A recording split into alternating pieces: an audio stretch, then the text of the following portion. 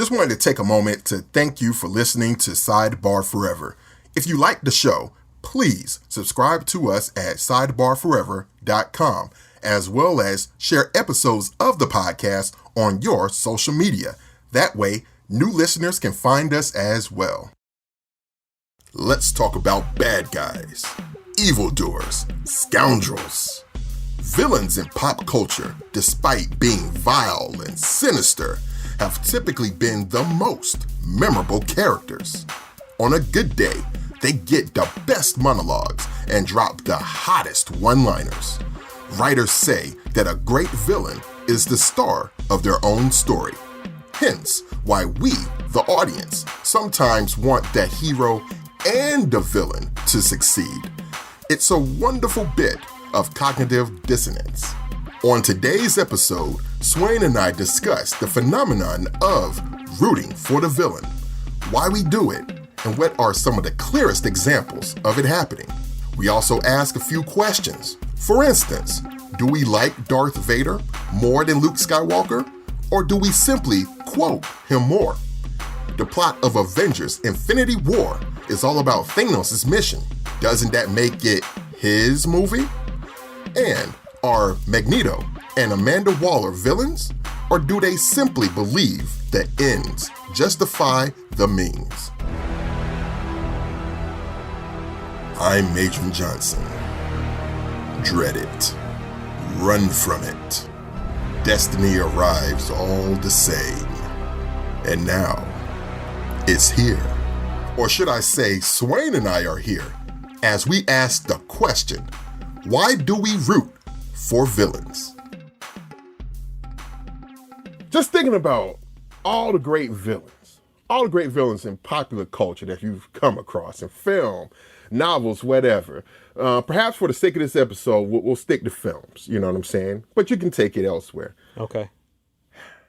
What makes a villain, if there's such a thing, appealing? I'm not talking about an anti-hero. I'm not talking about a protagonist that has tendencies to go beyond what a hero would do. I'm talking about a straight villain, straight gangster Mac. You know what I'm saying? Right.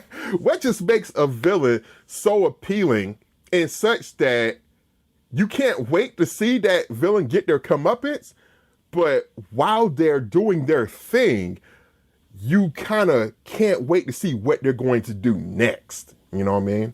Yeah. You know, it's funny you asked that because I was thinking about this. And it seems as if most villains, and we can talk about villains and other things in fiction, you know, in novels and comics and TV too. Okay. And even other things. I wrote down a few other areas that I think will be interesting to you as it relates to your own interest. But it seems like either in terms of villains that we kind of root for or that we kind of like or have an appeal, like what you're talking about, it's either because they are so electric and so charismatic or so cool with what it is that they do. Like you said, you can't wait to see what they do next or read what they do next. Mm-hmm. Or it's number two, where they have like a mission or a backstory that's relatable to us as humans, as normal, you know, average people. And to some extent, we either sympathize with them or we empathize with them. Mm-hmm. So, you know, let's say a guy like Hannibal Lecter, mm-hmm. he just got all the juiciest lines and the juiciest parts. You know, the stuff he said to Clarice, you come in here with your cheap bag and your shoes, you look like a rube. You know, he just said the most obscenely cool things to the point where it was like, oh, I can't wait till this guy gets back on screen. That's why I said, to me, in the first movie, it was Hannibal's movie. Mm-hmm, mm-hmm. In a way, it was. It was supposed to have been hers, but it was his movie. Yeah. And so he's an example of that, you know, just, he's a charisma machine. The minute he gets on screen, he is just a charisma machine. Hans Gruber is just a charisma machine. To some extent, this is another one. This is to go off of the film. Remember Erica Kane on All My Children? Okay. people loved her, but she was the bad person. She was the bad gal. But people loved Erica Kane. She was the evil personified on that show. But people tuned in every day and every week to see Erica Kane do her thing. And then an example of the second, where the mission or the backstory, we kind of get it, would be like Magneto, where we understand that, his people have been hunted and hounded. And, because of his own background as it relates to the films in concentration camps, yeah, he's just decided it's just a war on the normies. You know what I mean? On the Homo sapiens versus the Homo superiors. And then another example, too, in terms of empathy and sympathy would be like Mr. Freeze. Oh, yeah. Mm. His wife dies.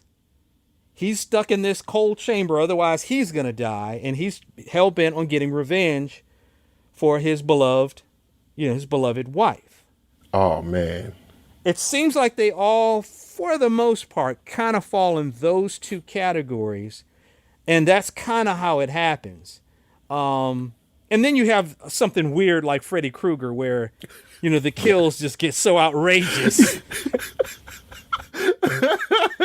You talk about we were talking about franchises on a previous episode. Yeah. It's like, okay, you get so far into it where it's like, okay, the people that he's killing, they're meat puppets to us. You know what I mean? It's just, I want to see Freddy do his thing, Exactly. Goddamn Freddy. Goddamn Freddy.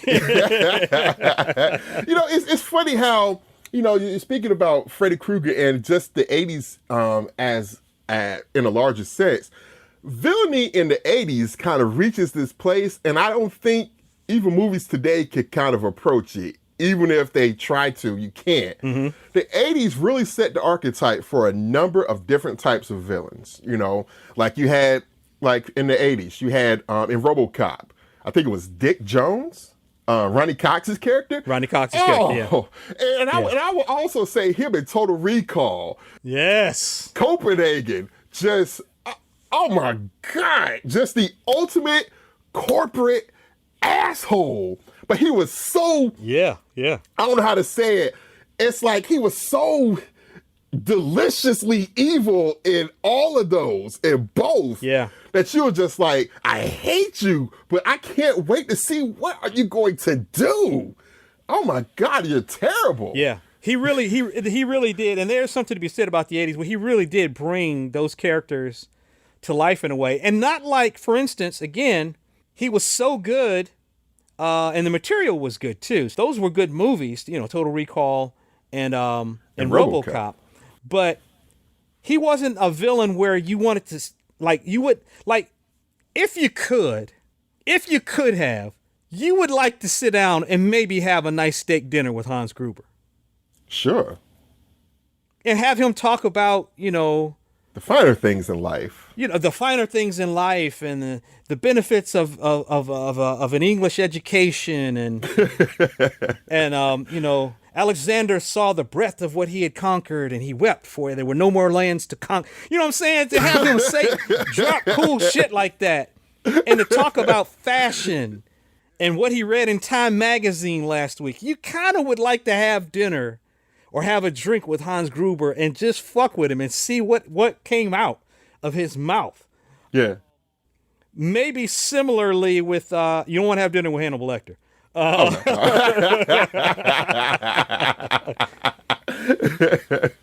Another one from really from the pages of the novels would be like Moriarty. Okay, yeah. Where, I would like to sit down and have a conversation with Moriarty because he was fiercely intelligent and smart and a strategist and, and a chess player. And he was the absolute player on the other side to Sherlock Holmes, who we thought, okay, he's the smartest guy. He's the guy who's got all the answers. He's the guy who can look at it and can figure it out and can take the details and put it together. And then Moriarty comes along and he's just this perfect opposite to Holmes. So even with that, there are examples where it's like, wow, I kind of would like to know more about Moriarty. And the thing about Moriarty I think is so interesting as a villain is when, of course, from the old, the old Basil Rathbone movies. Yeah. But the Benedict Cumberbatch television series from the BBC, I think it was BBC. Yeah. Mm-hmm.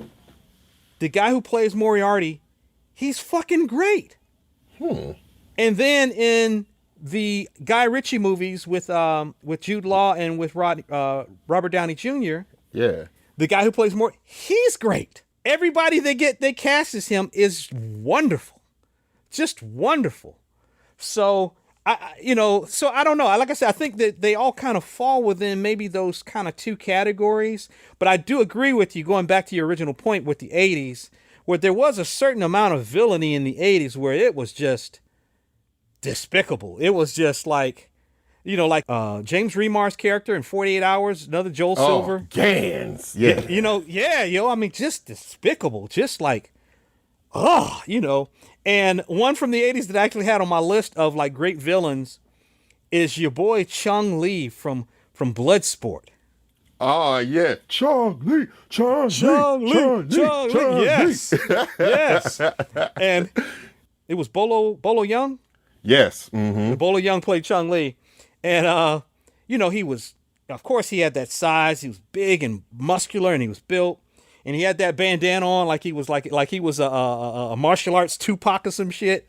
And and walking around. Yeah. And he was breaking fools. Literally, yes. Breaking them. And he even told Jean-Claude's character, he says, yeah, you break my record. Now I break you like I break your friend. Yes. Oh. And then even the big quote was, very good, but Brick not hit back. Yes. And he bugged his eyes and pointed at him. And it was like, oh, shit. Dude, I cannot tell you how chilly he was to me as a kid, Joe.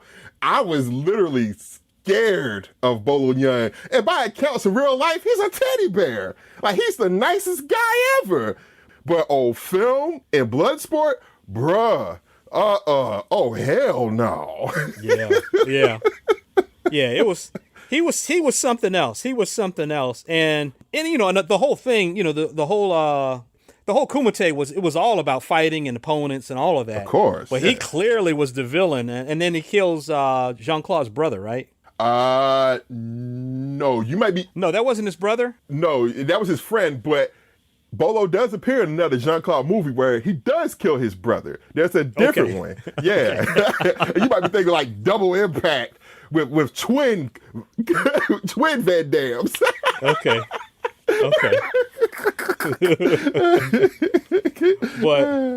But man, going back in time, what are your earliest memories of actually rooting for a villain, either in the comics or maybe in a book that you were reading, or on TV or in a film, where you were actually, because, let's just say it like it is, yo. I mean, I don't know if we like Darth Vader more than we like Luke Skywalker, but we sure do quote that motherfucker way more than we do Luke Skywalker. That was going to be my example. That was going to be my earliest example, man. And it was one of those things to just like, man, he was absolutely Darth Vader. Star Wars definitely, but Darth Vader in particular was absolutely ubiquitous as a kid. Mm-hmm. And I came of age in the 80s. I was born in 80. So Empire had just come out, but I didn't know of Star Wars in general until maybe 84, 85, when they started playing them on like NBC, like a Sunday night movie or something. Right. But at that point, it was just like, man, totally, it was Darth Vader. That was like my first experience with like a villain where I was like, damn, he's just too cool. I know he's evil, but he's still just too cool. You know what I'm saying? He's just great, Yeah. Another early experience would actually be, believe it or not, something like the Terminator. Like I was too young to have watched the Terminator movies when I was a kid. But again, one of those things to where it's almost like, it's funny. As a kid, there were certain movies that I couldn't see because I wasn't old enough. You know what I'm saying?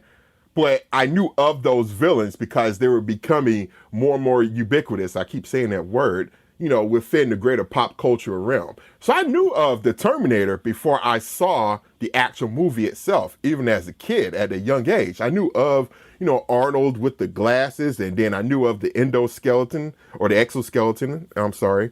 I knew of the Terminator, and that was another one for me.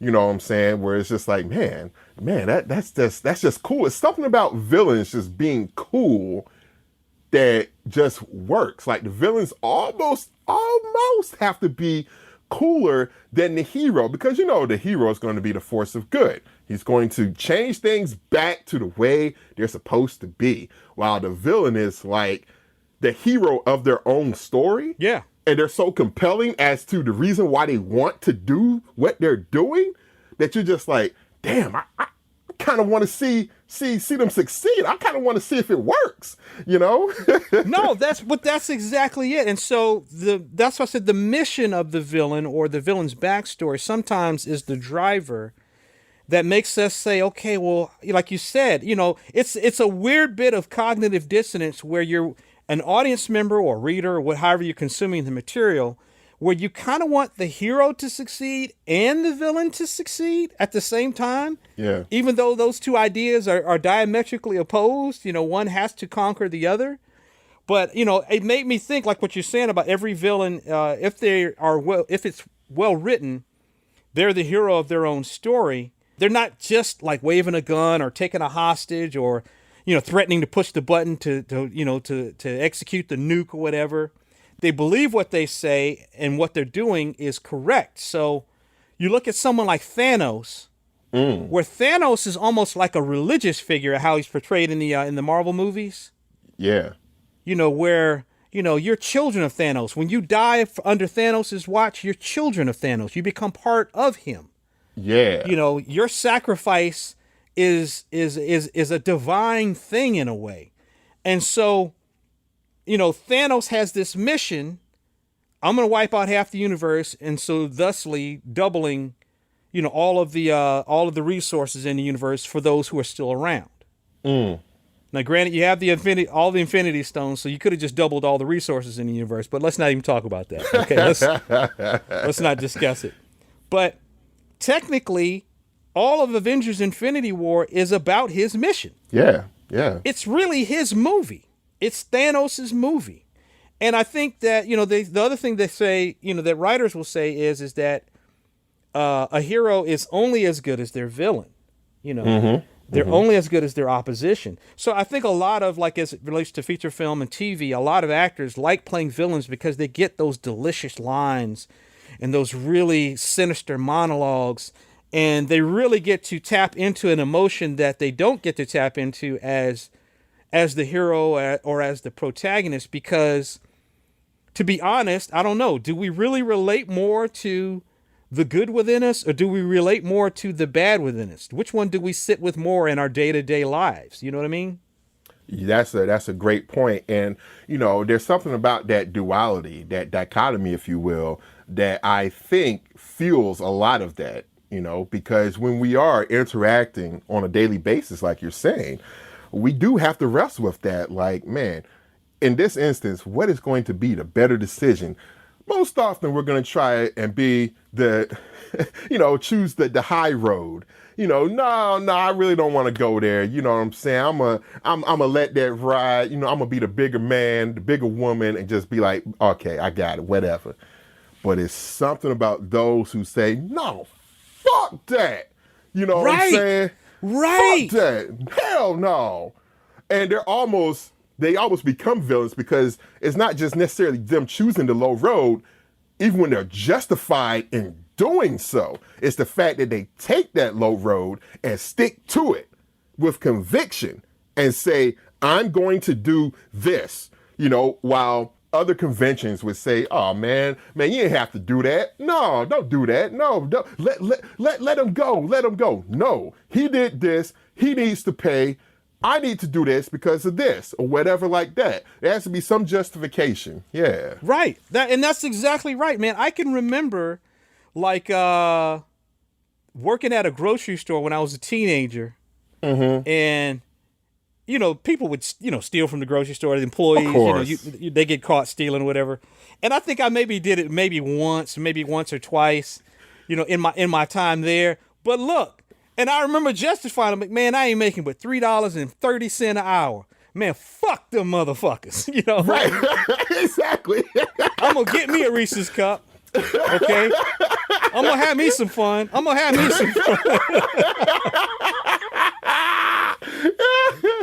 And as it relates to what you just said a minute ago, I mentioned to you a couple times that I've been watching Queen of the South. Okay, yeah. Mm-hmm. About the cartels and all of that, and it comes up on the show where the dude I told you who's gonna be your boy if you ever watch it, Pote. All right. Pote said, because what happens is Pote, the very first episode, Pote and another Sicario have to go and kill this pilot and this other dude who work for the cartel because they've been stealing. Mm-hmm. And so they kill him. And then later on in the series, Pote meets this guy's son and becomes a father figure to this kid. And he's like, yes. He says, I feel bad about it now. He says, but he knew, talking about the father that he killed, Pote says, he knew the rules. He knew the rules. If you steal, this is what happens to you. He knew the rules. And that's just the rules in the cartel. If you steal from your boss, you're gonna get capped. You're gonna get capped. No questions asked. That's interesting. That brings up another couple of things that I kind of wanted to posit to you. With villains, you do find that they do have, now there are some villains that just want to be wilding out for just whatever reason, but you do find that many villains do have a code of ethics, somewhat twisted, but there's a code of ethics, like Tony Montana. All right, no women, no children. I'm not killing it. I don't do that shit, man. You know what I'm saying? But he's a fucking drug dealing just bastard. Yeah. You know what I'm saying? But he has a code of ethics, such as it is with the example that you're mentioning with Queen of the South. You know the rules. And if you don't follow those rules, these are the consequences. Right. Now, we on the bad side of the law, but even within that, we have a code that we have to live by. You know what I'm saying? Yeah. It's a business, and there is a protocol in the business. In order for the business to run, everybody can't be stealing. That's just it. And Queen of the South is a great modern example of, it's a show about cartels and drug dealing and smuggling and murdering your enemies and your people being murdered, and then somebody else has got to pay for it, and you double cross this person, and it's just all of that, and yet you're very comfortable being amongst these characters for the 40 minutes per episode that that it happens. It is just the way it is. But to your point, just a minute, what you said about Tony Montana and having a code. Yeah. So then you see like a twist on the code for someone like Anton Chigurh in No Country for Old Men. Yeah. Where he's about to execute Llewellyn Moss's wife, and she says, "You don't have to do this." And he says, "Why do they always say that?" And she says, "Say what?" They always say, "You don't have to do this." And she said, "Because you don't." And he takes out the coin and flips it, and he says, "The best that I got, call it." That's the code.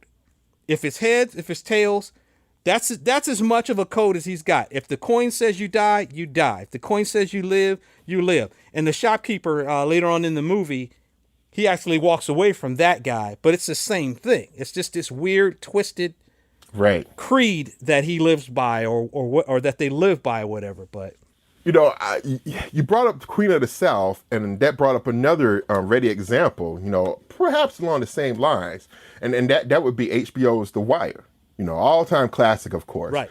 And you find that there are several villains in that, a couple of which ostensibly would be on the side of the good, like Rawls is a villain. Right.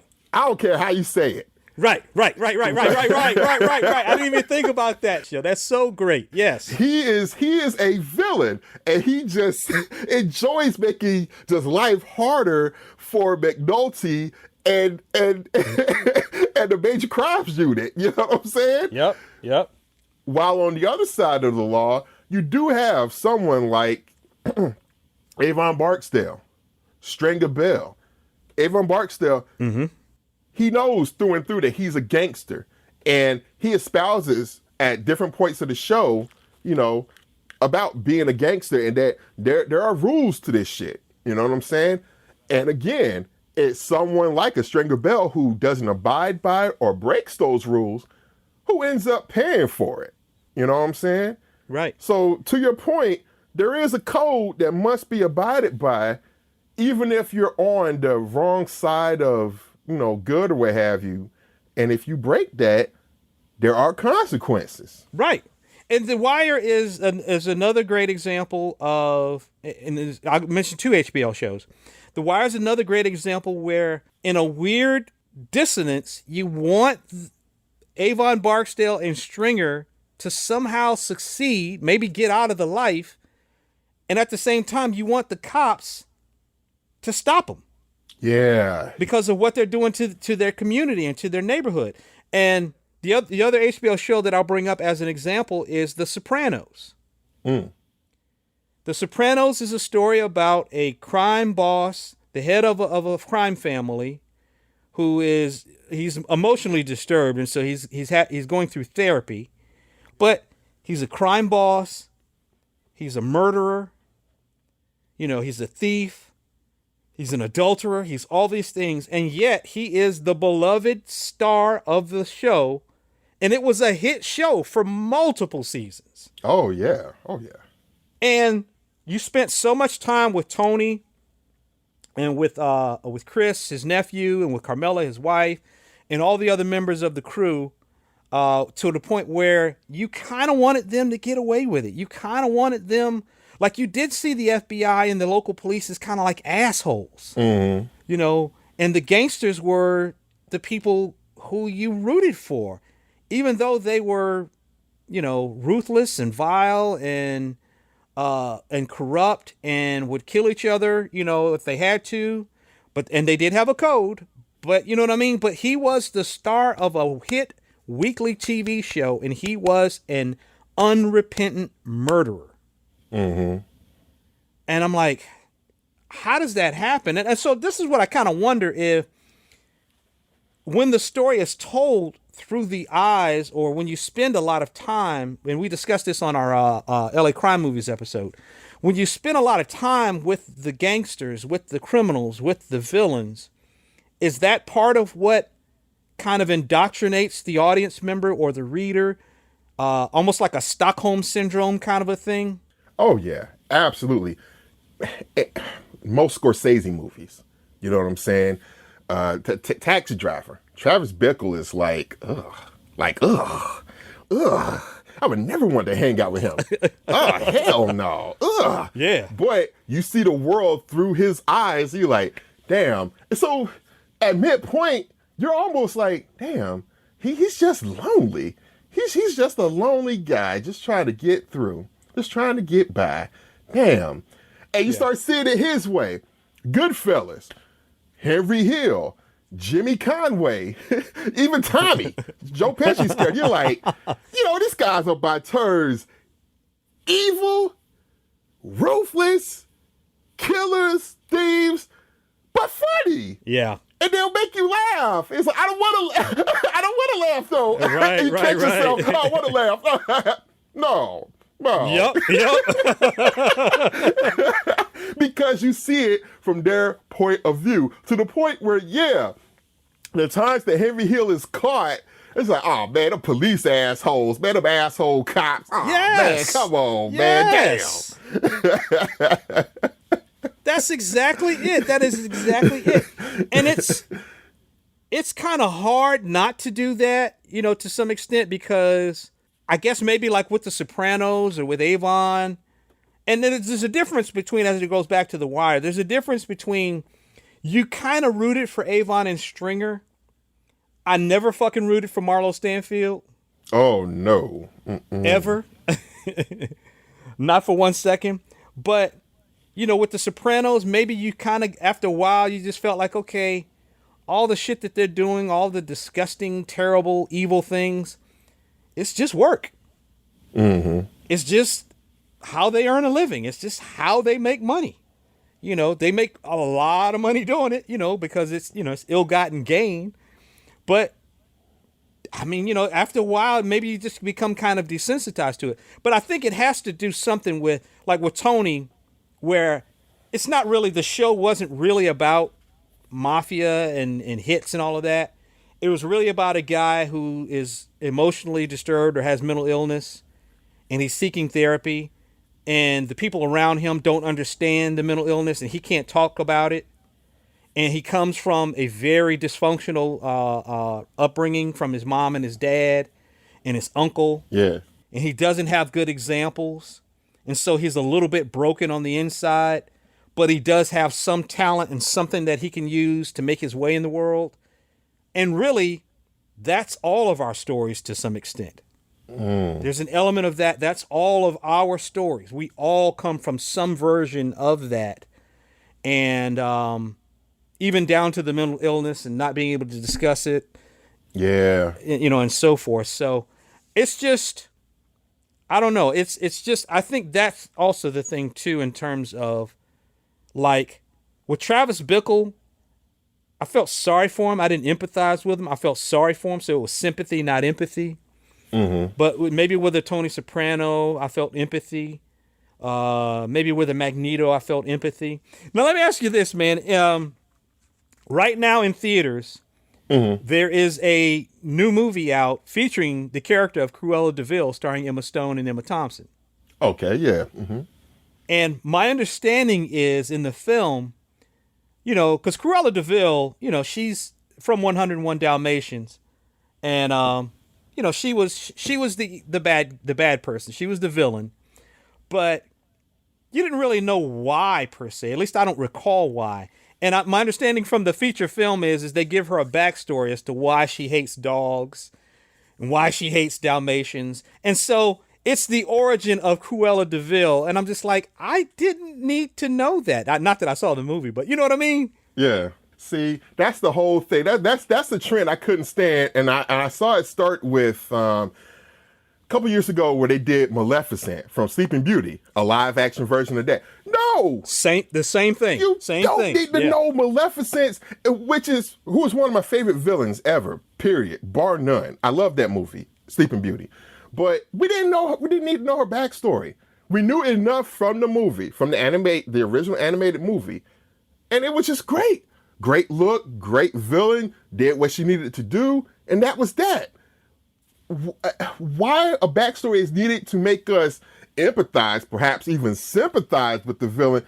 No. Yeah. No. And Disney is just replete now with doing that in live action. It's like, no, bruh. Mm-mm. Yeah, definitely. And I don't really need to know why Thanos is the way he is. I just know he sees the world in a particular way that I don't necessarily agree with, and I'm good. Right. You know what I mean? I kind of do like the fact that Dracula later on was kind of portrayed as a bit tortured. Mm-hmm. You know, I do kind of like a little bit of that. That works for me.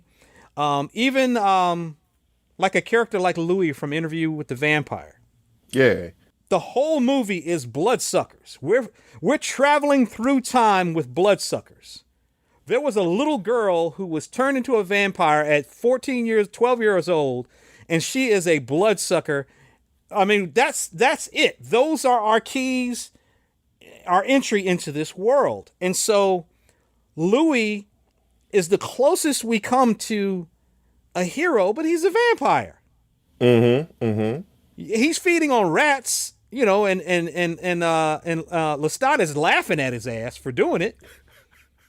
You know, but you know what I mean? So it's like, even with that, where I do kind of like that, but I did want to say, like, you know, looking at some of the villains throughout pop culture, you know, Cruella and Hannibal, also like Amanda Waller.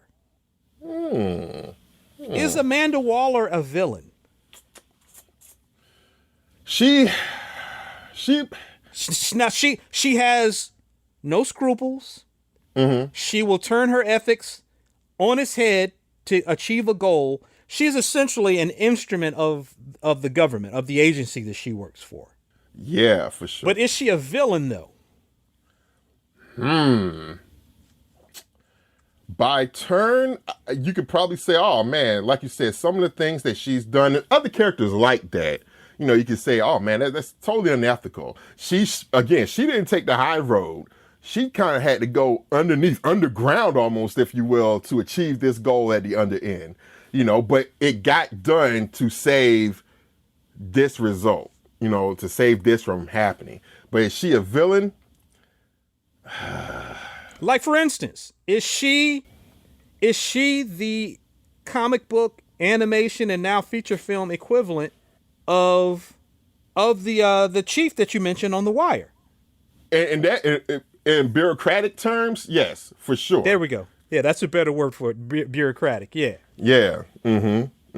Because that plays into like more that real world sense of like, in our regular workplaces, in our everyday goings on, I'll just say it, there's some people that we all work with that you're just like, why do they get off on just being so evil?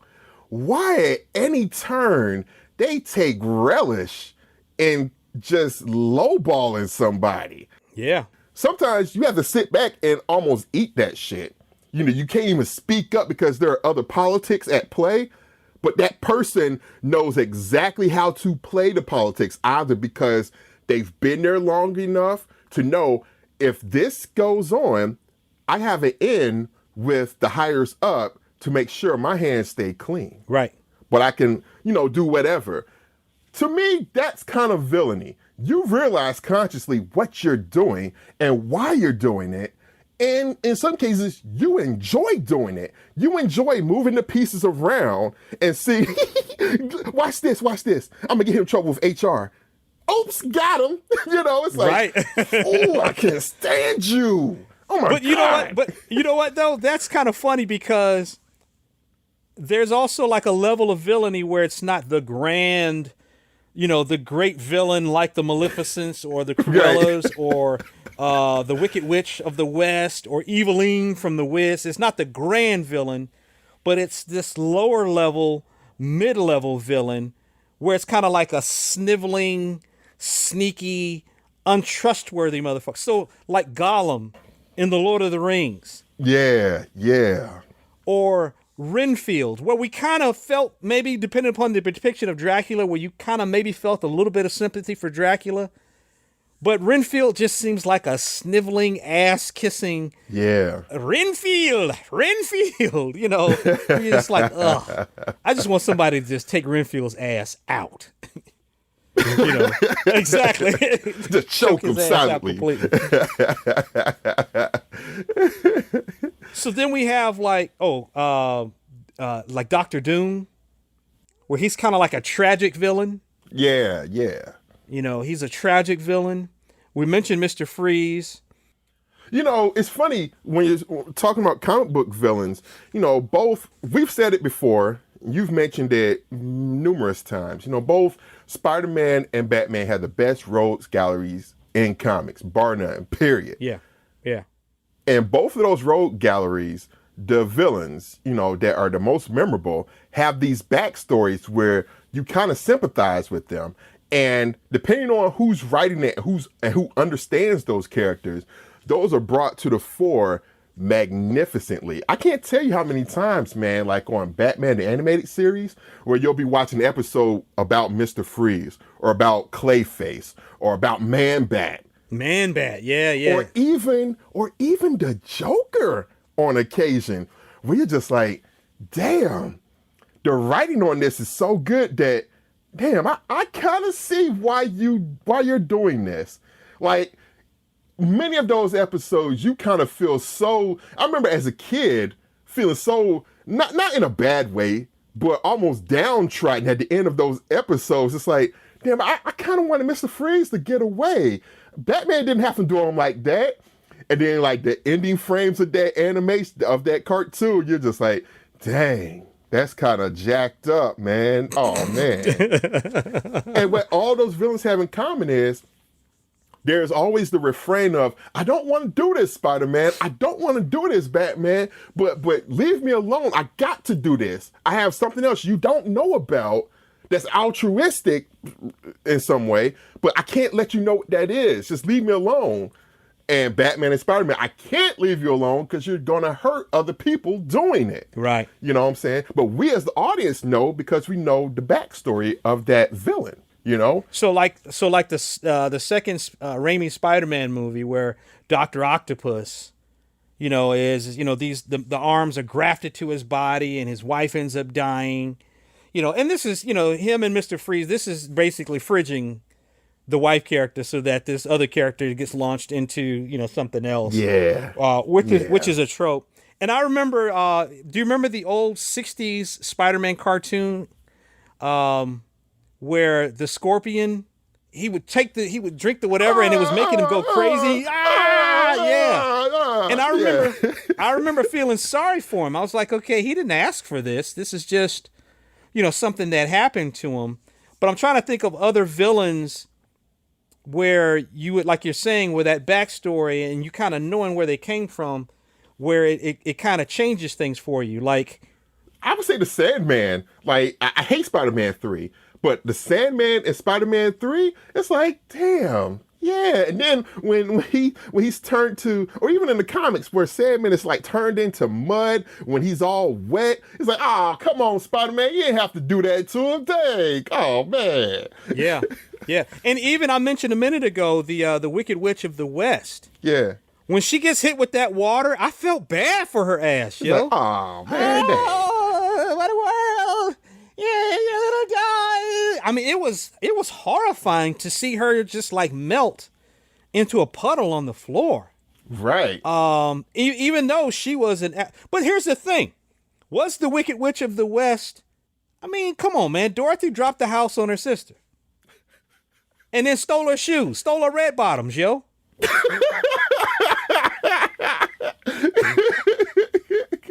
Come on. Yeah. These is bloody shoes. These expensive ones. I mean, come on. So she had a right to be pissed. Yeah. You know, I'm going to fuck with you. I'm going to fuck with your crew. I'm going to fuck with everybody that roll with you. Gonna catch what you catch. You know. Yes. And your dog, too. And your dog. But I don't know, man. It's just a weird thing. But another example I thought of, and we talked on a previous episode about your love and Dwight too, love of professional wrestling. Yeah. Oh yeah. So that's a great example of villains. I think they call them heels. That's correct. Yes, sir. Yeah, they call them heels, but the villains in professional wrestling. So. And I watched a little professional wrestling when we first moved to Georgia and we lived in College Park and then we moved to East Point. And I watched professional wrestling with Gordon Solie.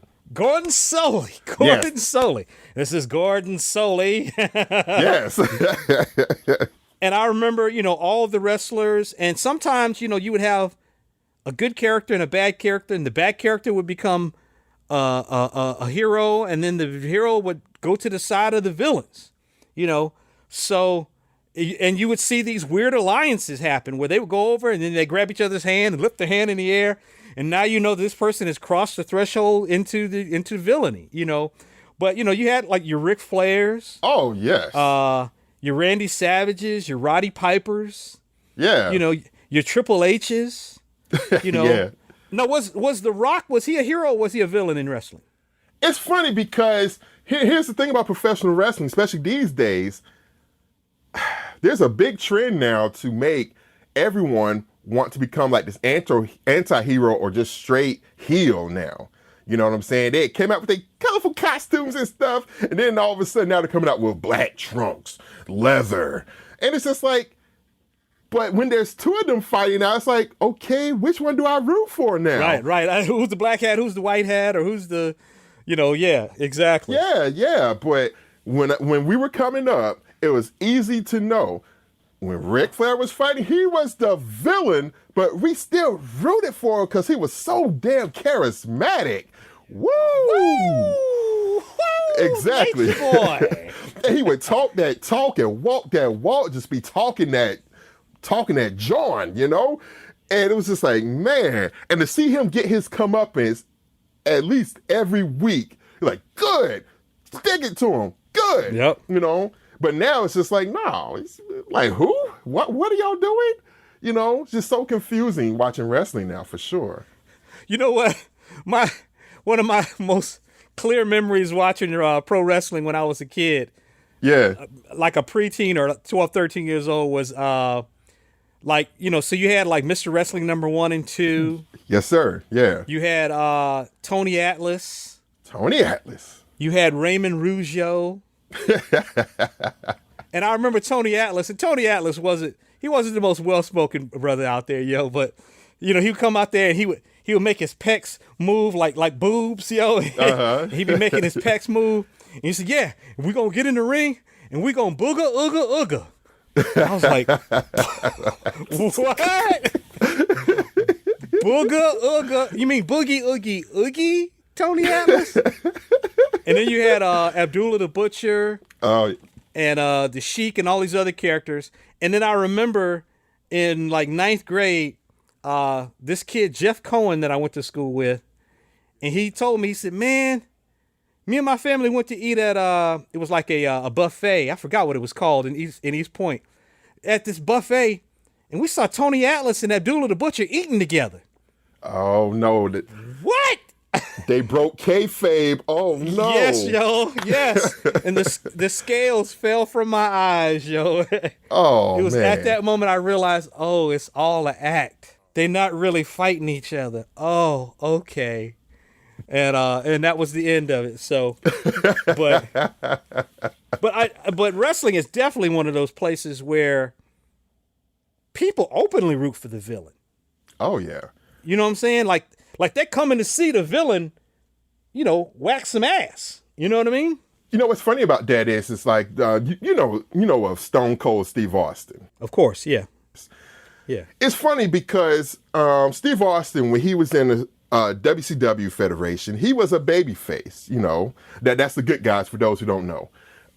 He was a babyface. Mm-hmm. When he went to the WWF, you know, he changed his look, you know, shaved head, black trunks and everything, and they still didn't quite know what to do with him. So he created himself as a villain, you know, and became the biggest draw in the company. Wow. Bar none. You know what I'm saying? So it's crazy how that works. And people would come to WWF matches to see Stone Cold Steve Austin, you know? Really? I believe it, man, because I remember the era that I started watching professional wrestling. You didn't root for the bad guys. You wanted the bad guys to lose. Yeah. As it got bigger, as it got off of like local, whatever, you know, wrestling was on when I was a 13-year-old, by the time it got to, what's the guy's name who runs it? McMahon?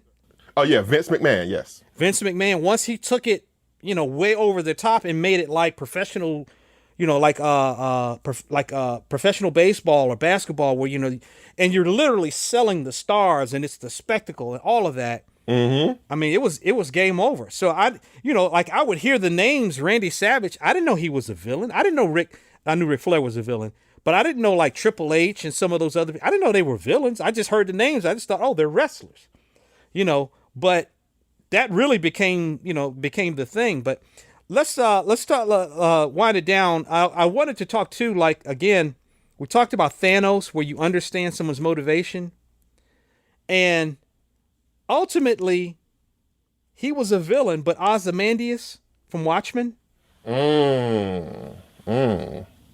where he's kind of doing a Thanos kind of a thing, where he says, not a Thanos thing per se, but if I create a greater threat than man against man, then man will bond with man, you know, and that'll bring the peace. Mm-hmm. So if I do this one horrible thing that kills a lot of people, I'll bring about a peace on the planet. And Thanos is like, okay, if I take out half the universe, I'll bring a sort of peace to the universe, you know. But it's one of those things where, even like with Amanda Waller, where they feel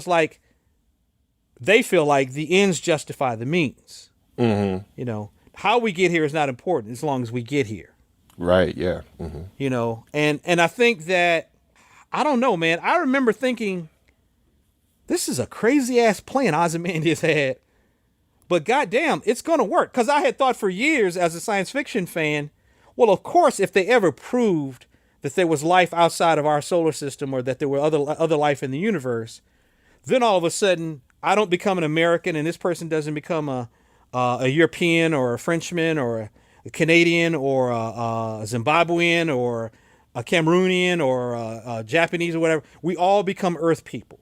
We all become the same at that point. So of course they don't want that information to come out. So I was when I thought of it, I was like, that's actually a pretty good plan. I mean, you know. See, that's the crazy thing, right? He's a villain, but you see his point. You see it from his point of view. It's like, yeah, that, you know, he got a point. That's the mark of a true villain. When you sit back, you're like, you know, after some consternation, they have a point. Yeah, they kind of have a point. Right. It would be like in the old black and white serials where, you know, you must pay the rent. I can't pay the rent. You must pay the rent. I can't pay the rent. I'll pay the rent. My hero. And then the villain says, okay, now she signed the contract for this right here and said she was going to make a payment every third Friday. She has missed the last 4 payments, the last 4 Fridays. She broke the contract. Yeah. Yeah. Yeah. You did sign on the paper, right? Yeah. You know what I'm saying? Now, if it seems to me in modern times, there is a more of a tendency to take it there in terms of getting us as the audience to empathize with the villain, i.e. the way that Disney is doing that with their classic villains, giving them a backstory and everything. But you find that even now with like just regular movies and TV shows, where it's just like you're meant to see it from that point of view. And often those shows become very popular because you're looking at it from that alternate point of view than you usually would. You know, shows like a lot of those HBO shows for sure, but stuff like Sons of Anarchy, you know, Deadwood, the stuff where you're looking at it from the opposite side of the law, and you see like, man, at the end of the day, they're just trying to get by. They're just trying to earn some money for their family, for their crew. You know, all he want to do is make enough so that they can leave the country and retire or whatever. You know, it's all about seeing it from their point of view. And like you said earlier in the episode, man, in a lot of ways, that's so relatable to us all, because based on choices that we would make as individuals, any of us could be the villain in someone's story. Oh, yeah. Yeah. We might be the hero in our own, but in someone else's story, we could be the villain, even if it's for a day. Yeah. Yeah. I have said for years, I don't care how much someone is liked and how much someone is admired and respected, everybody is somebody's asshole. Sure. Absolutely. Everybody is somebody's asshole. And another thing that I was thinking about when you were just talking was a situation where like in Scarface, or there are multiple examples in Queen of the South and other things you've seen where the head bad person gives a leg up to somebody who is a nobody, turns them into somebody, almost like in kind of an Eliza Doolittle kind of a way, turns them into somebody, takes that piece of coal, compresses it and turns it into a diamond. And then when they turn on their mentor and the mentor says, I'm going to kill you for turning on me, you're kind of like, okay, they did kind of help you, yo. You didn't have shit. Mm-hmm. You had less than shit. You became somebody because of them, and now you're turning on them. Now you're turning the gun on this person who gave you a leg up, and now all of a sudden that's when you see, okay, Scarface, Tony Montana is the villain in this story. I can't wait for this movie to be over because this guy is despicable because he ends up shooting his mentor and stealing his wife. Mm-hmm. At the same time. So, a couple of quotes, some fun quotes from some villains. All right. Some are rougher than others, yo. But Drax from, I believe, Moonraker. Okay. Where he tells his henchman, look after Mr. Bond. See that harm comes to him. which I thought was great. We talked about Amanda Waller earlier. She's talking to one of her government figures, and he says, "Where did you put him?" She said, "Let's just say I put him in a hole and threw away the hole." I was like, damn. Dang. Damn, yo. And then your boy Derek Vineyard from American History X. Oh man, okay. This is too real world. He's like, yeah, we're so hung up on this notion that we have some obligation to help the struggling black man, cut him some slack until he can overcome these historical injustices. It's crap. I mean, Christ, Lincoln freed the slaves like what, 130 years ago? How long does it take to get your act together? I was like, damn, yo. Fuck you. Yeah. And then two good comic book ones, The Joker and The Dark Knight. Okay. This is, you know why I use a knife? Guns are too quick. You can't savor all the little emotions. You see, in their last moments, people show who they really are. So in a way, I know your friends better than you ever did. Ooh. Would you like to know which one of them were cowards? Ooh. Chilling. Yes, yo. Yes. But my favorite, and it's not a great movie, but the Dark Knight Rises with Bane. Okay. Which in the comics, I read a little bit of Bane, and I don't remember Bane being sympathetic or empathetic. There's an element to him where his backstory was like he was this baby born in a prison to an unwed mother. As it is in the films, then, okay. Exactly, yeah. Okay. Yeah, and so Bane's line from The Dark Knight Rises where he says, "You think darkness is your ally. You merely adapted the dark. I was born in it, molded by it. I didn't see the light until I was a man, and by then, it was only blinding." And I was like, I gotta say, man, Tom Hardy killed that shit. He rocked that shit, yes, yo. He rocked it, yo. He truly did, yo. Where I was just like, that was a great line, and he really, really pulled that one off, yo. Yeah, yo. And I didn't root for Bane per se. I don't even think I even rooted for Batman because the movie was so stupid. But we were just rooting for the movie to be over. Yeah, exactly. Yeah, free me from my own prison, okay?